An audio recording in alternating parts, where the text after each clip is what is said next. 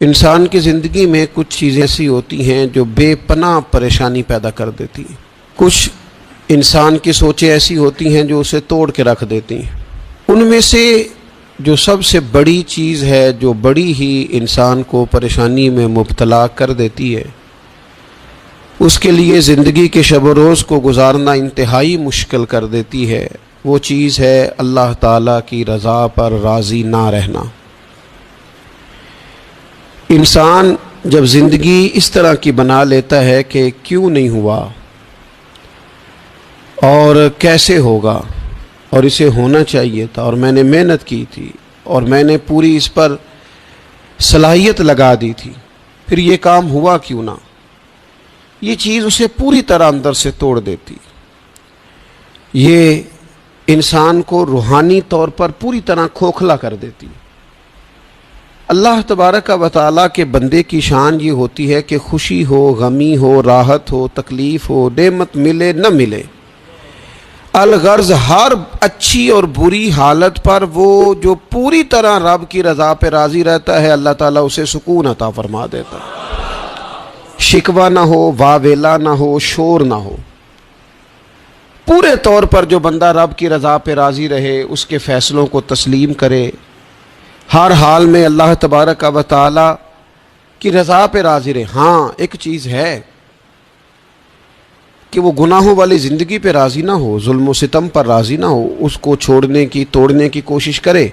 یہ میں بات کر رہا ہوں دنیاوی معاملات کے اندر، رزق کے حصول کے معاملات، صحت اور بیماری کے معاملات، عروج اور زوال کے معاملات، ان معاملات میں پوری طور پر وہ اپنے رب کی رضا پہ راضی رہے۔ ایک ہے اللہ تعالیٰ کا بندے سے راضی ہونا، وہی بڑا ضروری ہے۔ رب جب تک راضی نہ ہو اتنی دیر تک زندگی میں قرار نہیں، مسلمان کی کامیابی نہیں۔ ایک ہے اللہ تعالیٰ کا راضی ہونا، وہ بھی بڑا ضروری ہے، اور ایک ہے بندے کا راضی ہونا، وہ بھی بڑا ہی ضروری ہے۔ ہماری زندگی کو کھا گئی یہ چیز کہ میں غریب ہوں تو امیر کیوں نہیں ہوں، میں بیمار ہوں تو تندرست کیوں نہیں ہوں، میری شہرت کم ہے تو زیادہ کیوں نہیں ہے، اس کاش کو، کیوں کو۔ حضرت عبداللہ ابن مسعود رضی اللہ تعالیٰ عنہ فرمایا کرتے تھے، میری زبان پہ انگارہ آ جائے اور جل جائے، وہ اس سے بہتر ہے کہ میں یہ کہوں کہ یہ کام ایسے کیوں ہوا ہے یا ایسے کیوں نہیں ہوا۔ میرے رب نے جو کیا ہے، جس وقت کیا ہے، جس کرم سے کیا ہے، اس نے بہتر ہی کیا ہے۔ اللہ تعالیٰ کی رضا پہ راضی رہنا، اس کے فیصلوں کو تسلیم کرنا، مقام تسلیم و رضا پہ رہنا۔ قرآن مجید میں نا اہل ایمان کی جو علامت بیان کی ہے، اور جگہ جگہ صحابہ کرام علیہم رضوان کے لیے جو لفظ آیا ہے وہ بڑا قابل غور ہے۔ وہ لفظ یہ ہے کہ رضی اللہ عنہم ورضوا عنہ، فرمایا وہ لوگ ہیں کہ اللہ ان سے راضی ہے اور وہ اللہ سے راضی ہیں، وہ بھی اپنے رب سے بڑے راضی ہیں۔ مقام تسلیم و رضا ہے، رضی اللہ عنہم ورضوا عنہ، اللہ ان سے راضی ہے اور وہ، یہ سورۃ المائدہ ہے۔ تو رب کیا فرماتا ہے؟ ذالک الفوز العظیم، یہ بہت بڑی کامیابی ہے کہ بندہ اللہ سے راضی ہو اور اللہ اپنے بندے سے راضی ہو، تو ذالک الفوز العظیم، یہ بڑی کامیابی، یہ زندگی میں روحانی طور پر مضبوط ہونے والا کام ہے۔ ہمارے ہاں لوگوں نے نا صوفیاء کی، اللہ والوں کی، پیروں فقیروں کی یہ ڈیوٹی سمجھی ہوئی ہے کہ جو بندہ بھی جائے گا نا جی میرا کاروبار نہیں چلتا، تو ایسا تعویذ دیں گے کہ او ہو لہراں بہراں ہو جان گیاں، خیر ہو جائے گی، اسی وقت گلے میں رکھیں گے اور ٹپ ٹپ پیسے گرنے شروع ہو جائیں گے۔ لوگ سمجھتے ہیں یہ ڈیوٹی اللہ والوں کی، حالانکہ یہ کام بھی اللہ والے کریں گے، دعا کریں گے، لیکن رب کے بندے کی اصل ڈیوٹی تو یہ ہے کہ وہ بندے کو رب کی رضا پر جینے کا طریقہ بتائے، وہ اسے کہے کہ وصل اچھا ہے نہ فراق اچھا ہے، یار جس حال میں رکھے وہی حال اچھا ہے، یار جس حال میں رکھے وہی حال اچھا ہے، مارو مارو مینو مار مکاؤ، میں کوئی عذر نہ پیش لے آواں، تو جے سونا ہی میرے دکھ وچ راضی، جے سونا ہی میرے دکھ وچ راضی، تو پھر سکھ نو چلے ڈاواں۔ اپنی زندگی مقام تسلیم و رضا والی، اس کے فیصلوں پر راضی رہنے والی، نبی اکرم صلی اللہ تعالی علیہ وآلہ وسلم نے ایک جماعت سے پوچھا، فرمایا کون ہو بھائی تم لوگ؟ عرض کی یا رسول اللہ مومن ہے۔ حضور علیہ الصلوۃ والسلام نے فرمایا تمہارے ایمان کی علامت کیا ہے؟ پھر غور کریں، حضور علیہ الصلوۃ والسلام نے فرمایا تم کون ہو، تم لوگ کیا ہو، اپنا عقیدہ واضح کرو۔ عرض کی یا رسول اللہ صلی اللہ تعالی علیہ وسلم ہم مومن ہیں۔ فرمایا تمہارے ایمان کی علامت کیا ہے؟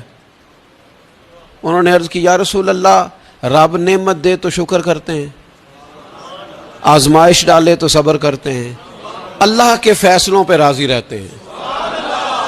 اب رسول پاک صلی اللہ تعالی علیہ وسلم نے جو بات کی ہو قلم ٹوٹ گئے، قربان ہونے کو جی چاہا۔ محبوب فرمانے لگے تم لوگ کیا ہو؟ یا رسول اللہ مومن ہے۔ تمہارے ایمان کی علامت کیا ہے؟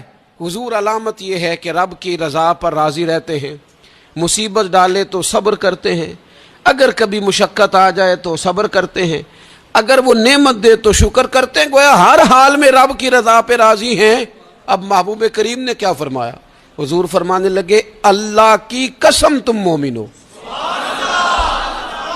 یہی تو علامت ہے مومن کی، اللہ کی قسم تم مومن ہو، تم صحیح معنوں میں مومن ہو۔ اللہ کی رضا پر راضی نہ رہنا اور ساری زندگی واویلا کرنا، فلاں چیز کیوں نہیں ملی، فلاں چیز کیوں نہیں ملی، یہ کیوں نہیں ہوا، وہ کیسے نہیں ہوا، یہ ایسے کیوں نہیں ہوا۔ وصل اچھا ہے نہ فراق اچھا ہے، محبوب جس حال میں رکھے وہی حال اچھا ہے۔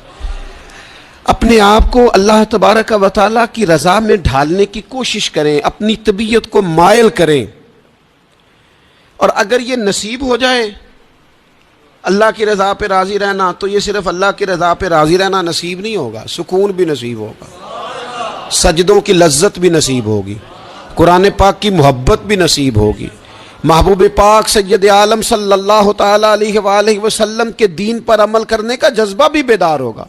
آپ یقین کریں زندگی خوشی خوشی گزر جائے گی، کوئی لمحہ تکلیف نہیں دے گا، کوئی بندہ تکلیف نہیں دے گا، کوئی آزمائش پریشان نہیں کرے گی، آنے والا کوئی دکھ بھی دکھ نہیں رہے گا۔ اگر رب کی حضرت عبداللہ ابن عباس رضی اللہ تعالیٰ عنہ ارشاد فرمایا کرتے تھے قیامت کے دن سب سے پہلے ان لوگوں کو جنت میں داخل کیا جائے گا جو ہر حال میں اللہ کی رضا پہ راضی رہتے تھے۔ سب سے پہلے ان لوگوں کو جنت میں بھیجا جائے گا، کیوں کہ راضی ہیں رب کی رضا۔ اس نے جہاں رکھا ہے، جس حال میں رکھا ہے، اس نے کرم سے ہی رکھا ہے، اس نے فضل سے رکھا ہے، تو رب کی رضا پہ راضی رہیں، اس کے فیصلوں پہ راضی رہیں۔ وہ جس حال میں رکھے، جس مقام پہ رکھے اور جس معیار میں رکھے۔ یہ دیکھیے یہ آیت کریمہ ہے قرآن مجید کی، سورہ بقرہ کی آیت نمبر 216 ہے۔ یہ نا بہت بڑا فلسفہ ہے رب کی رضا پہ راضی رہنے کا۔ یہ آیت کریمہ میں سمجھتا ہوں اگر کسی بندے کو پوری طرح یہ سمجھ آ جائے نا